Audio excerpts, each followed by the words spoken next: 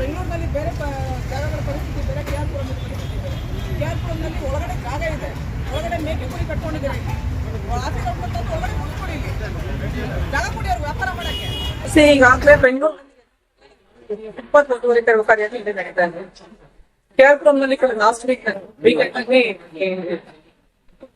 ಕಾರ್ಯಾಚರಣೆ ಮಾಡ್ತಾ ಇದ್ರು. ತುಂಬಾ ಜನ ವ್ಯಾಪಾರಿಗಳ ನಮ್ಗೆ ಆಲ್ಟರ್ನೇಟಿವ್ ಆಗಿ ಏನಾದ್ರು ಕುತ್ಕೊಂಡು ವ್ಯಾಪಾರ ಮಾಡೋದಕ್ಕೆ ನಮ್ಗೆ ಅವಕಾಶ ಕೊಡ್ಬೇಕಷ್ಟೇ ಅಂದ್ಬಿಟ್ಟು ರಿಕ್ವೆಸ್ಟ್ ಮಾಡ್ತಾ ಇರುತ್ತೆ. ಬೆಂಗಳೂರಿನ ವಿವಿಧ ಭಾಗಗಳ ಪರಿಸ್ಥಿತಿ ಬೇರೆ, KR-ಪುರದ ಪರಿಸ್ಥಿತಿ ಬೇರೆ. ಇಲ್ಲಿ ವ್ಯಾಪಾರ ಮಾಡೋದಕ್ಕೆ ಜಾಗ ಇದೆ, ಇರಸ್ಪೆಕ್ಟಿವ್ ಆಫ್ ದೊಡ್ಡ ಸಂತೆ ಮೇಲೆಲ್ಲ ಇದ್ರು ಕೂಡ ವ್ಯಾಪಾರಿಗಳು ಫುಟ್ಪಾತ್ ನಲ್ಲಿ ಕುತ್ಕೊಂಡು ವ್ಯಾಪಾರ ಮಾಡೋದನ್ನ ಪ್ರಿಫರ್ ಮಾಡ್ತಾ ಇದ್ದಾರೆ.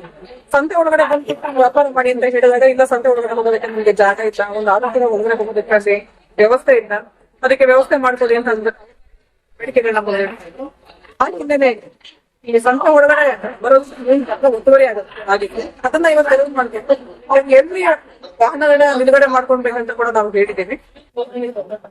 ಸೊ ಆ ನಿಟ್ಟಿನಲ್ಲಿ ಇವತ್ತು ಈ ಕಾರ್ಯಾಚರಣೆ ಕಳೆದ ಬಾರಿ ಸರ್ವಿಸ್ ಮಾಡಲ್ ಎಲ್ಲ ನಡೆದಿತ್ತು, ಮತ್ತೆ ಬಂದಿದ್ದಾರೆ. ಈ ಬಾರಿ ಎಂಟೈರ್ ಬ್ಯಾಂಗ್ಳೂರ್ ಸಿಟಿ ಏರಿಯಾದಕ್ಕೆ ಎಲ್ಲ ಕಡೆ ವಸೂಲಿ ತೆರವು ಮಾಡಿ ಏನ್ ವ್ಯಾಪಾರ ಮಾಡಿದ್ದಾರೆ. ಬಟ್ ಇಲ್ಲಿ KR-ಪುರದಲ್ಲಿ ಅವರು ಏನಂತಾರೆ ಆಕ್ರೋಶ ವ್ಯಕ್ತಪಡಿಸೋದು ಅದ್ರ ಅಗತ್ಯ ಇಲ್ಲ. ಇಲ್ಲಿ ವ್ಯಾಪಾರ ಮಾಡೋದಕ್ಕೆ ಜಾಗ ಇದೆ, ಅವ್ರು ಜಸ್ಟ್ ಅಲ್ಲಿಂದ ಬಂದು ಶಿಫ್ಟ್ ಆಗಿ ವ್ಯಾಪಾರ ಮಾಡಿದ್ರೆ ಸಾಕು. ಸುಮಾರು 450 ಮನೆಗಳಿದಾವೆ. ಅಲ್ಲಿ 3 ಕಡೆಯಿಂದ ರಸ್ತೆಗಳಿದೆ. ಒಂದು ಮಾರ್ಕೆಟ್ ಇಂದ ಹೋಗುವಂತ ರಸ್ತೆ, ಆ ಕಡೆ ಇನ್ನೊಂದು ದೇವಸ್ಥಾನದ ಮೇನ್ ರೋಡ್ ಇಂದ ಬರೋದು, ಮತ್ತು ವೆಂಕಟೇಶ್ವರ ಥಿಯೇಟರ್ ಕಡೆ 3 ರಸ್ತೆಗಳಿದ್ವು. ಬಟ್ 3 ರಸ್ತೆಗಳು ಕೂಡ ಬಂದ್ ಆಗಿತ್ತು.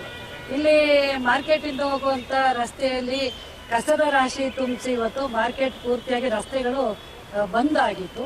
ಹಾಗಾಗಿ ಇವತ್ತು ಲೇಔಟ್ನ ಜನ ನಮ್ಗೆ ಅಲ್ಲಿ ಸಣ್ಣ ಒಂದು ಸಮಸ್ಯೆ ಆದ್ರೂ ಕೂಡ ಹೊರಗಡೆ ಬರ್ಬೇಕಾದ್ರೆ ತುಂಬಾ ಅಲ್ಲಿ ಪ್ರಾಬ್ಲಮ್ ಆಗಿತ್ತು.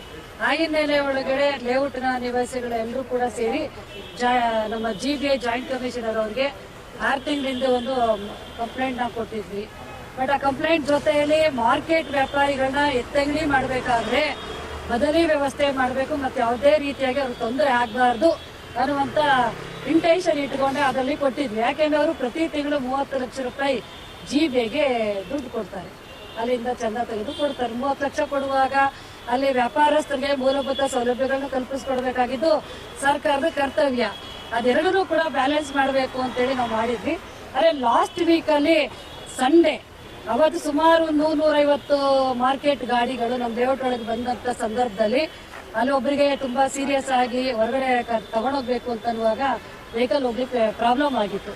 ಆ ಟೈಮಲ್ಲಿ ಲೇಔಟ್ನ ಎಲ್ಲರೂ ನಿವಾಸಿಗಳು ಸೇರಿ ಅದು ತಡೆ ಹಾಕಿದ್ವಿ.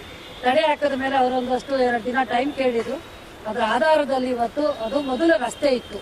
ಯಾಕೆಂದ್ರೆ ಮಾರ್ಕೆಟ್ ಒಳಗಡೆ ಒಂದು ಸಬ್ ರಿಜಿಸ್ಟ್ರೇಷನ್ ಆಫೀಸ್ ಇತ್ತು, ಹಲವಾರು ಕಚೇರಿ, ಜಿಲ್ಲಾ ಖಜಾನೆ ಇತ್ತು. ಹಿಂಗೆಲ್ಲ ಬಂದು ಹೋಗುವಾಗ ರಸ್ತೆ ವಿಶಾಲವಾಗಿತ್ತು. ಬಟ್ ಅದನ್ನ ಇವತ್ತು ವ್ಯಾಪಾರಸ್ಥರು ಅದನ್ನು ಬಂದ್ ಮಾಡಿದ್ರು.